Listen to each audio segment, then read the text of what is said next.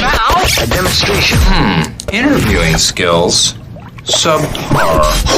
I wish I had prepared something to say. Interviewer has suspect motives. No. The interview. No. Always giving you the artists that are shaping the rock landscape of today. And right now it's time to get up close and personal with the band Glasslands.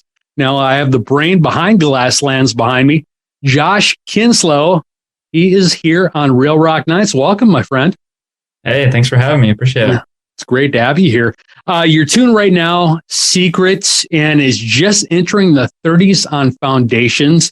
So I want everybody out there listening, request this freaking song, man. I want to be playing it every week on Real Rock Nights. Before we talk about Secret, let's get to know how Glasslands came into being. Now, what exactly was the year, Josh? What exactly was a what? The year that the year that you started Glasslands. Technically, like 2013, but it was really just a little side project. I put out a few singles like every couple of years here and there while I was with my old band. But really, like Glasslands didn't start really like pursuing that as like our main thing until like around 2016 and 2017 is when we really. So it's kind of I always have a mixed answer when it comes to the actual year. But the first song Glasslands ever released was in 2013, but our first album came out in late 2016. So okay, all right, 2016. So that was when I was playing you. You were working in another project. And the first time that I played you on the flagship station was 2012. And are you still with that other band? I'm not. No, I left that group in 2015. Oh. In 2015. Okay. Yeah. All right. They have to update their shit then. Yeah, my name's still on a lot of things, a lot of places. But see that? Well, when I was looking up Glasslands, Concrete Marketing sent me over the tune Secret, and I was listening to it and I was like, well, this rocks. I was like, who the fuck is Glasslands? And then I looked and I was like, Josh, what the hell? So you are here now. Why did you feel the need to start the band? Yeah, that's a loaded question, but oh well, I don't mean no, you're good. I didn't mean it in a bad way, but okay. A lot of reasons. It's kind of it's really my first project that's actually I feel like is mine. You know, like feel like I am a part of and started. Everything else I ever did was, you know, playing guitar, bass, joining bands, just being a supportive role. And then in my band, and Icon for Hire was my old group, and I was brought on as a hired member, and then eventually it was decided I wasn't going to be a member, and so that's around the time I decided to start Glasslands as kind of a creative outlet. That was my first go at really writing songs in general and singing. So yeah, and then it turned out I really enjoyed it, and you know, more so than I did playing an instrument and playing someone else's songs. So yeah, that's really why. It's just, you know, I love writing and I love performing and feel connected to the music. So, and doing it with my own project, you know, is what's great for me and what keeps me going. So, well, yeah, you can actually express yourself rather than like helping somebody else do that exact same thing. That's kind of that. Yeah. That actually, I don't know, just myself, I would feel like that would be kind of not totally soul crushing, but that would kind of get to me after a while if I was just playing somebody else's vision all the time. Oh yeah, for sure. Yeah, it's you can only. I mean, anyone can connect with music, but you know, there's just a different level of connection when it's something that's actually the words have like the true meaning to me. You know, and it's the style I like to play, and everything. Just all the dots connect. So yeah. So how many instruments do you play, Josh? I guess I always say drums, guitar, and bass kind of thing. And then I don't really play keyboard. That's just a MIDI controller. So I kind of dabble on that. But yeah, so mainly just those three. And then everything else I'll mess around on if I need it for something I'm working on. So learn exactly what you have to do exactly for exactly what you have to do it for. Mm-hmm. I totally get it. Now, was Glasslands or a project of your own? Was that always a vision that you had in your head to finally get there and do? Not Glasslands in particular. I think I just knew at that point.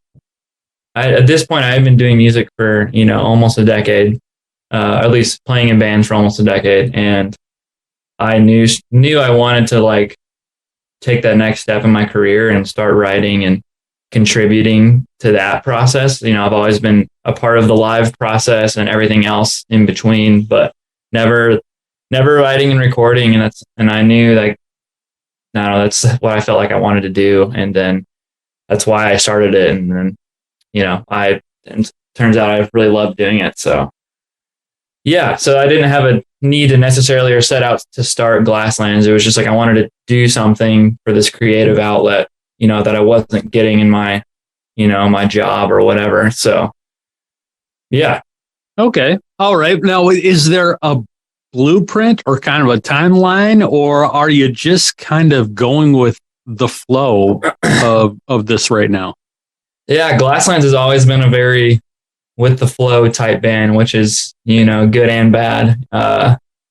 So, I mean, that's why things take us a little longer sometimes, but, yeah, I've always been with the flow person in my like general life anyways. And we do planning with Glasslands, but if something comes our way, then, we're always open to whatever that is. So yeah, it wasn't really planned out. It was just kind of like, let me get in there, record something, and then just put it out. And then, that's kind of how the whole first album was. Just wanted to like, I quit my band and then wanted to like make a record. And I didn't really have much of a strategy other than like a little like marketing that we did. But, it wasn't like I had this a 5-year plan or something.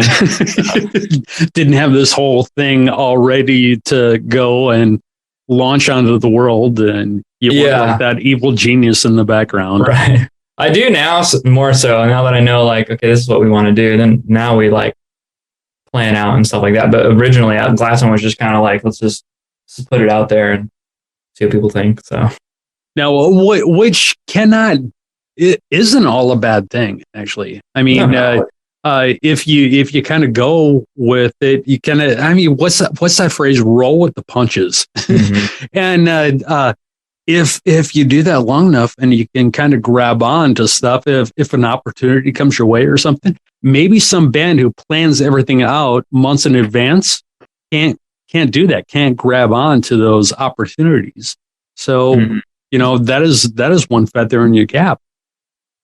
Yeah, for sure. And like, yeah, it has its pluses and minuses, but now more so we have a label and management and booking, things are planned out further in advance. But yeah, Glassland's like, if you're starting like a project, like just start doing things, so that's the approach we took anyways. So just start doing it. Just start doing it. And then you can plan later, like if you want. Let everything kind of fall into place. Now, we're kind of up to date on Glasslands and how that came to be. But I want to go back even before your Icon for Hire dates and stuff. It's like, what were you like in high school, man? I was sheltered as a kid, music like in general, but then I didn't listen to much music growing up. And then I discovered like the first band I heard to scream was The Used. And so then I became obsessed with like that whole world, and like The Used and Emery and Under Oath and all those bands are really what got me into playing music. So in high school, but like I wasn't raised in that world. So like didn't dress like, I wasn't a scene kid. I didn't wear like skinny jeans or girl jeans until I was like 17.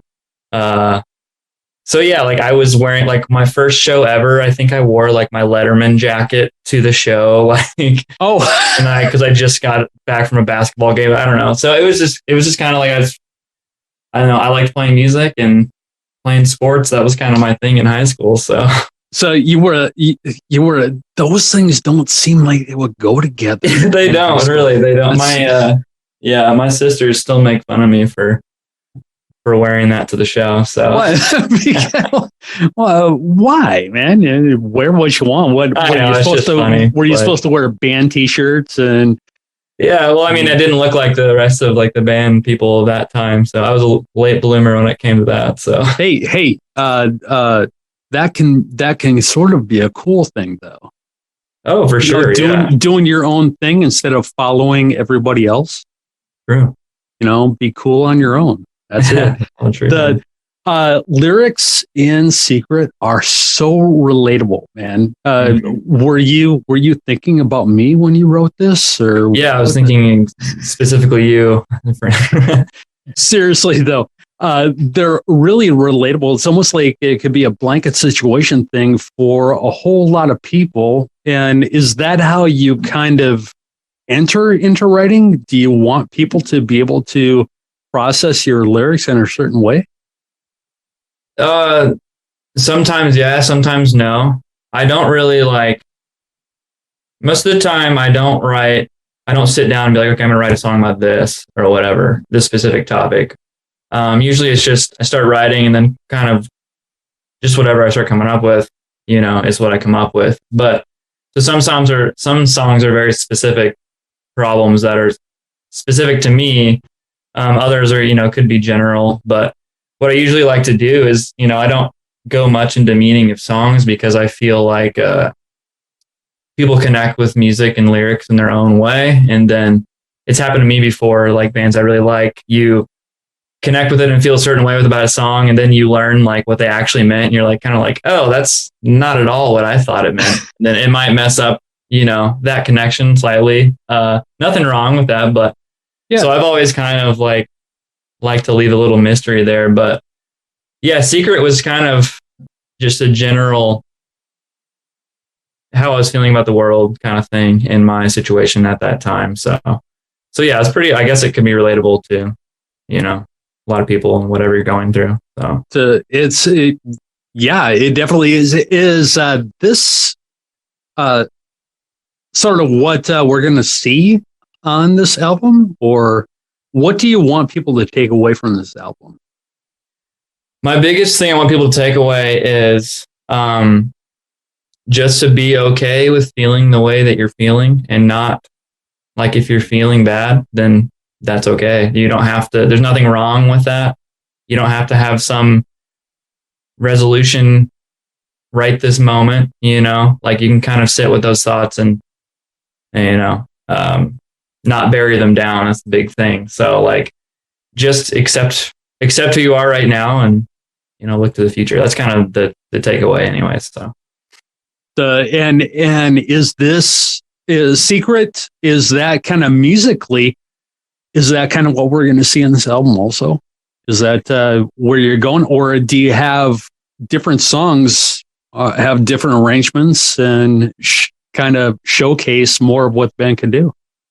Yeah, there's quite a bit of variety, I think. So Secret's, I guess, kind of middle of the road for the album. It has some rock, it has some heavy stuff, it has a super poppy chorus, and kind of has all those elements. And then we have other songs that are a little bit poppier, or like we have a super heavy song, has a lot of screaming. We have a song that's just kind of like, like a lo-fi beat, and I'm just singing the whole time. Like, so there's kind of a mixture of things, which was also intentional. It's just kind of like, just wanted to kind of write whatever, but it all like meshes well together, I think. So it all, well, it's, so would you say that is the Glassland style for the most part? Yeah, I don't know. It's, I don't ever want to. There are some people out there that they do one song and you've heard the band. Mm-hmm. That's not Glasslands, correct? No, that's not us. We definitely have a big range of. I don't want to say like we're this super like diverse band, but like, oh, come on, say we're definitely in the rock. Get on your soapbox. It's in the rock realm, but like there's something out there for if you like heavy music or just rock music or slow stuff or like atmospheric stuff. Like I don't know. I don't want to say we're confined to just one thing, because I don't know what the next album's going to sound like. I have some stuff I'm writing now that like wouldn't sound like anything on this album.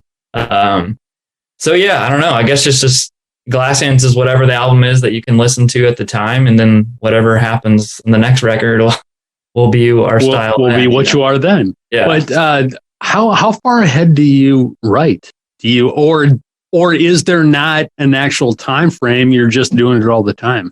Well, this one it was like 3 or 4 years of working on it. For a lot of reasons. I mean, COVID was one, and just setbacks and therapy, all that stuff. So this one took a long time. I mean, the next one will be within a 2-year album cycle like normal. But as far as like when I write and when the band writes and stuff, it could be, I got pretty burnt out on this last record, so I hadn't written in a while. Okay. Probably like, at least like 6 to 9 months I haven't really written much. And then I started like more recently, like I started writing again, just because I got super burnt out, because writing a record's really hard. At least for me, I'm not like super experienced writer. Writing is like, I really enjoy it, and I think I'm a good writer for myself, but I'm not someone who can just go out there and write a song with someone or for someone. It's a learned skill that I just am still learning in. So it takes a lot of energy for me to write music. So I either have to be inspired or I have to have a deadline kind of thing. So got to get it done now. Otherwise, you're a procrastinator. So in some ways I am, but in other ways I'm not.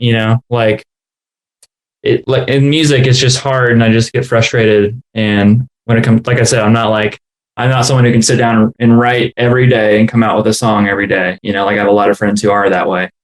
And I'm just not one of those people. Maybe one day, like sometimes I'll come up with something super fast, but usually it's, drawn out. There's a couple songs on the album, that Silent Prey and the song Mad, that are on the new record, took me like over a year each to like fully complete. So yeah.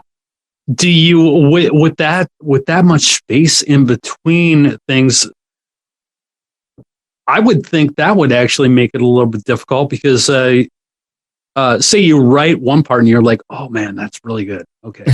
And then you can't think of anything like to go with it. And then like 6 months on down the road, you think of something. Oh yeah, that's great. Okay. That would go perfect with, wait a minute, what was I doing? Okay. Yeah. Have you ever run into that? I mean, yeah, that happened with the song Mad. It was a super cool song, the old version of it, like the demo version. And we had written like, I don't know, dozens of choruses, a lot of choruses, different words, different melody, different musically, and different structures of the song, rearranging, just couldn't figure it out. Everything was great on the song except for the chorus. And then we ended up just, sitting on the song for a long time before we finally got like the chorus, which is super awesome. We're excited about. But yeah, so it is very frustrating, and sometimes you do forget. But and in that same vein, maybe has there been a time where you actually forgot like something like that, and all of a sudden it just like came to you?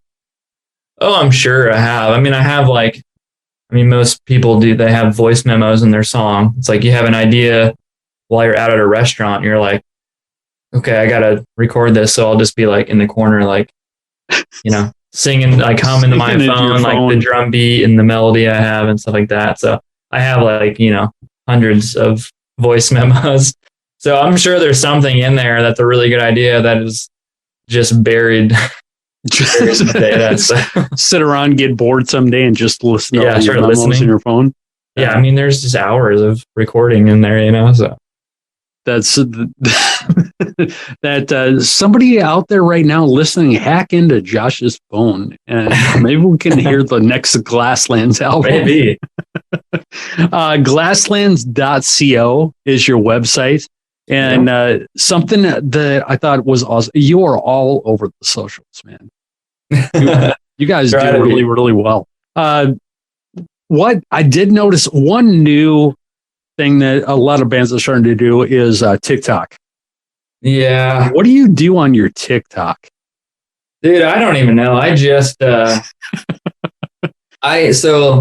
it's funny you say that. Ironically, you say that because I hate social media, but you know, it is a necessity in our line of work. So, you know, we've gotten pretty good at it. And my wife used to be in advertising, so she has little tips for us here and there. And then finally I started a TikTok for us. So usually like whatever you post to Reels on Instagram, I post to TikTok, or we don't do much of like the trend stuff, which maybe we should, but yeah, I mean, it's all so like, you're not like doing the challenges and stuff. No, not really. I'm not like that in tune with TikTok.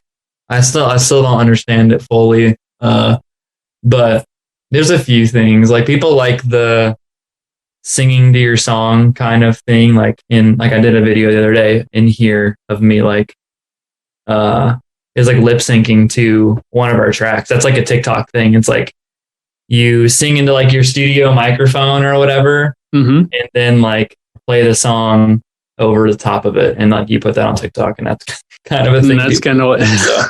So yeah, we do things like that, and we have like live montages or put our music video clips on there or whatever. So okay, but random stuff. Doesn't TikTok have like a limitation on their videos? And you have a YouTube channel, so you can just go there. Yeah, I mean, but the whole thing about TikTok is the virability or whatever. I don't know if that's a word, but you can go viral at any time. Yeah. I mean, it's not. It should be, but you can go viral at any time. So that's kind of the thing with that. You know, they have like the only true like algorithm in social media that actually isn't a scam. You know, isn't a paywall. Oh, really? They don't have because that's actually why I actually totally deleted all the Facebook stuff. I've since started put another one there because people were bitching left and right because we didn't have Facebook anymore. But they're like they came out with a projection that was ridiculous. It was 140 between 140% and 900% of the Facebook traffic was bots. Oh yeah. And I'm like, dude, I'm not paying for all these ads to be sent out to, and then I actually saw stuff about all these what did they call them? Clickbait farms. Like China is big on that, where like they'll have banks of just like cell phones, and they have AI software in there that actually just goes and posts on people's stuff. Yeah. Facebook is toast. We still have it. Like we have like 8,000 followers on there or something, and we'll still like post something, get 100 or 200 likes or something like that. But I don't run ads on there anymore. Unless we're like doing a release some music Thanks videos. To the Foundations charts, like concrete marketing, maybe, but skateboard marketing, not dropping real money promo, FM on music Facebook management, anymore. Pavement Entertainment, Better Noise Records, The Orchard, Sony Music, Fine Farm Records, New Ocean Media, Napalm I would Records, put stuff Rock out there and Nation, I would actually and run Music, ads. and Curtain Call And Records. now I'm Rock wondering Nights is recorded and produced by Active were Media the Network, organic, distributed by Monkey Boy Entertainment, or and was powered the by Cox organic Media. reach like the Copyright true reach 2022. and the paid reach was fake? Who knows, man? I don't even All I know is I think I wasted a lot of money, man. Yeah, I mean, it used to be a good thing, and then they like sliced your reach so much that anything you post, you have to pay so your fans can see it. Like we dropped a new music video a few weeks ago, and I didn't pay for it, and it only reached like 700 people or something like that. And we have like 8,000 followers on there, and I'm just like, I don't know. It's really dumb. So yeah, I don't know. And people had to be sharing that too. So I don't know why they don't show that. It's strange. What are we looking at as far as tours live? Oh, wait a minute. You're gonna be near some of my affiliates. You're going out. You're on the 28th. You're going to run. Yep. Oh yeah. Yeah, we're going out with Beartooth on a small run of 5 shows with them, starting on the 28th in Philly. And then after that's over, it ends in Detroit. And then we have about a week, and then we jump on, we jump on a tour with a band called Dragged Under and the Rivals. And that's 3 weeks or something like that. So and that'll go like all the way to the West Coast and back and in the South and stuff. So okay, coming Chris and Cross. I know gonna be in Atlanta, Georgia in September. So people of the Panther, listen to Panther. Definitely get your ass to Atlanta, Georgia. You're not that far away, fuckers. Do it. Oh shit! You guys are in Oklahoma City on the 13th. That's like a half an hour away from me, man. From you? I'm there. All right, man. Yeah. I'm in Tulsa. I think it's 45 minutes away, but it's no big deal whatsoever. So I am there totally. Oh, that's awesome. Yeah. What can we expect from a Glassland show? Yeah, we're just kind of we like to put energy into our performance, and that's kind of what you get. We have we're the opening band, so we kind of just hit you in the face and then hit you with some feels as well. And then we like to have fun on stage and high energy. And yeah, that's kind of what you can expect from us. So cool. And you guys, you seem like the type of guy that would always hang out at the merch booth. Yeah, that's something we always did in Icon, was even when we eventually had a merch person, we were always at the table. So yeah, we will hang out all night, every night, every show. I usually don't hang out till after, so that I'm able to sing the show well. Which makes sense. You don't want to stand there and talk for an hour or half scream at some places. Right. No, you're literally yelling inside venues. So it's, yeah. But yeah, we're hanging out all the time at the merch table. So wake up the next morning, sound like Lou Rawls. Yeah, exactly. But okay. Well, Josh, it's been freaking awesome talking to you. Thank you so much for coming on Real Rock Nights. I so much appreciate it. And what do you say we let the people hear Secret? Sounds good to me. Thanks for having me. Hey, absolutely. This, my friends, is the band Glasslands and their tune Secret.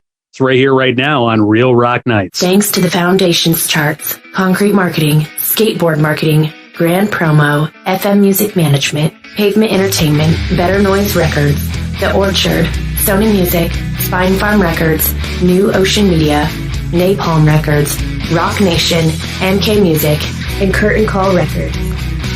Real Rock Nights is recorded and produced by Active Media Networks, distributed by Monkey Boy Entertainment and powered by Cox Media.